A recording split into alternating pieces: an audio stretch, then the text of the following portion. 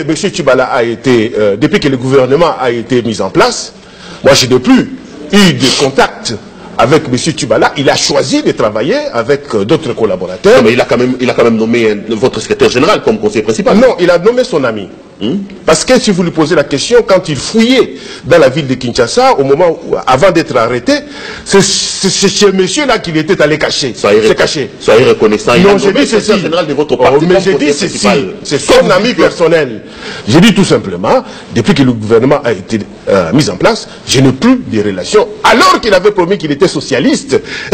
Socialiste que lui, il n'oublie jamais des camarades de combat, mais nous constatons malheureusement que c'est le contraire. Je ne peux pas être déçu parce qu'il y a un frère qui a tenu des promesses mais qui ne les a pas réalisées. Ça, ce n'est pas un pauvre. J'ai vu.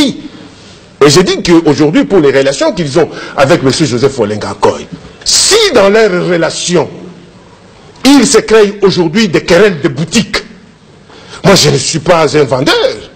Pour que j'aille constater qu'il y a des gens de boutiques qui se querellent pour le prix de ceci ou le prix de cela. C'est grave. J'ai dit tout simplement, ce n'est pas grave parce que c'est vous qui avez évoqué ça. Allons-y, C'est pourquoi j'ai dit tout simplement que si entre les deux, il y a des problèmes, M.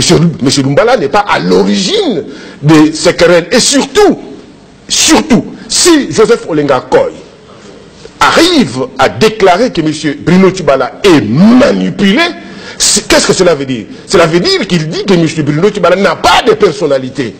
Le mal congolais, quand on devient ministre, on s'occupe de sa propre famille et non pas des membres qui se sont battus dans le cadre du rassemblement ou dans le cadre des mouvements pour que ces membres-là puissent se retrouver. C'est le problème que nous connaissons.